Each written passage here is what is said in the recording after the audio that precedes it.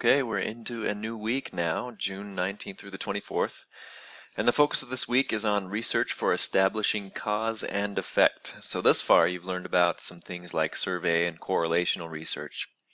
With survey and correlational research, you cannot say that one necessarily causes the other. With a correlation, for instance, you might find a correlation between people who eat a lot and correlation between people who are overweight.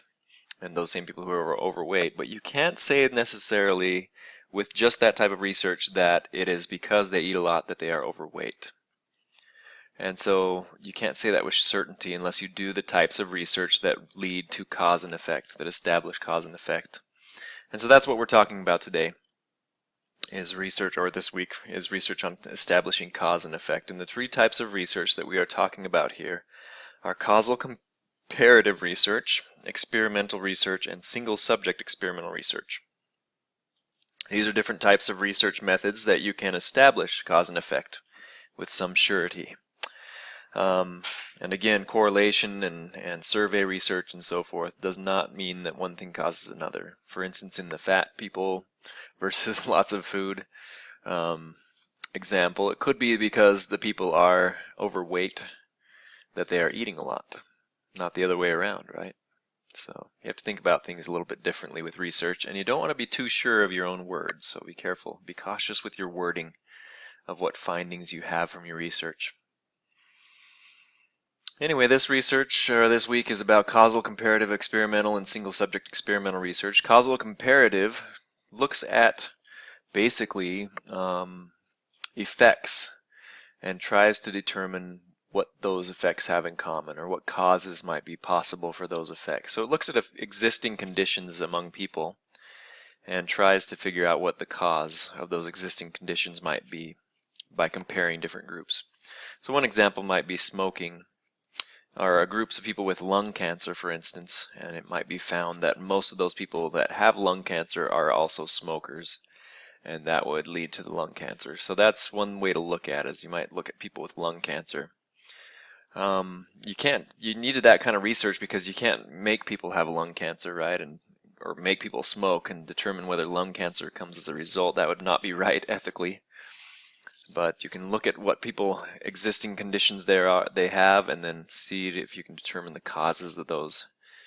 Experimental research is where you have one or more different groups, well, actually more than one different treatments, I should say, for groups of people that are randomly assigned to the different treatments, and then you determine the results of those treatments. This is the strongest of all of the research methods that we have for determining cause and effect. And then single subject experimental research means that you have a single group or a single individual who is the subject of your research, and you try different implementations with that one person or one group to determine what the results are.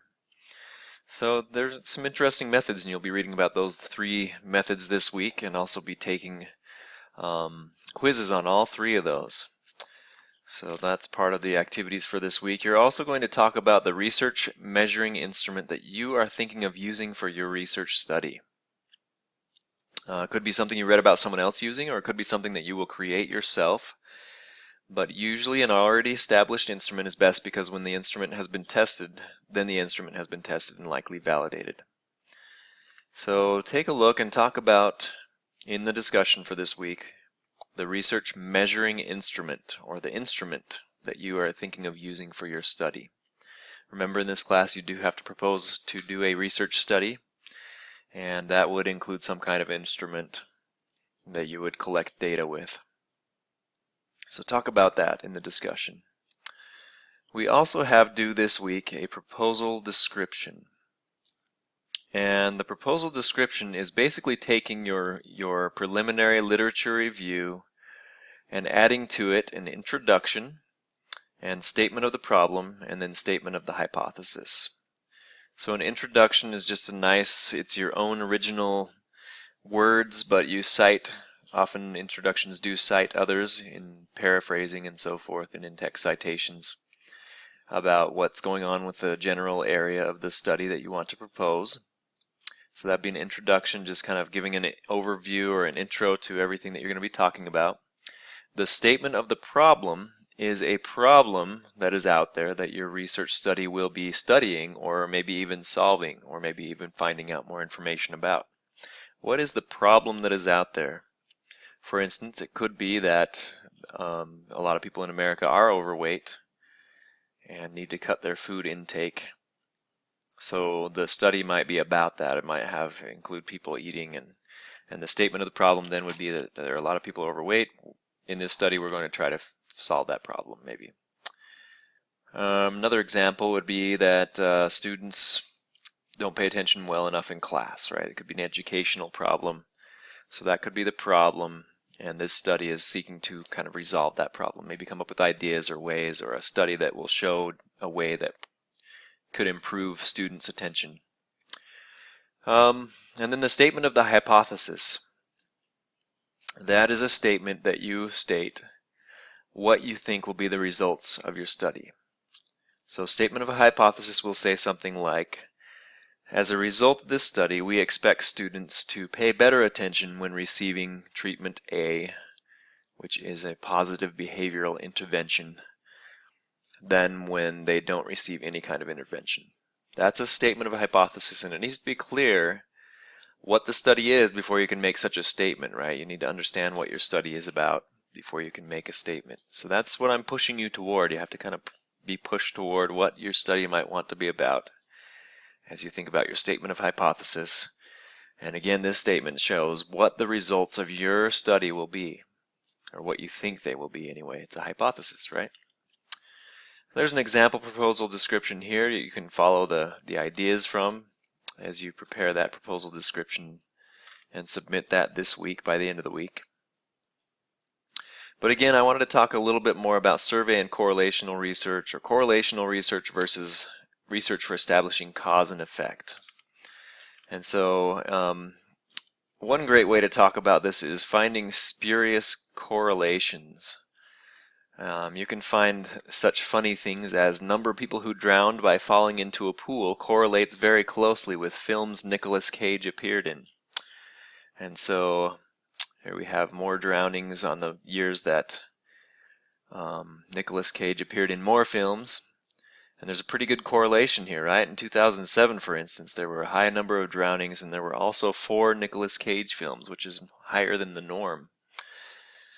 So you have quite a correlation here, right? But of course we know also that just because 2 things are correlated doesn't mean one necessarily caused the other. For instance, if there are more Nicolas Cage movies, we probably wouldn't predict that there will be more drownings that same year.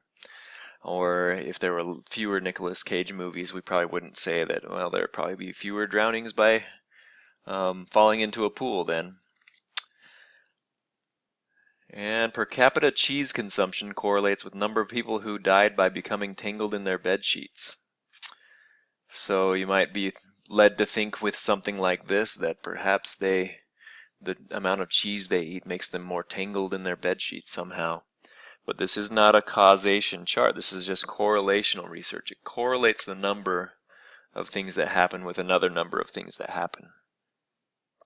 So with this type of research, you have to be careful what you say about it. If you do research, for instance, that correlates, let's say ice cream consumption with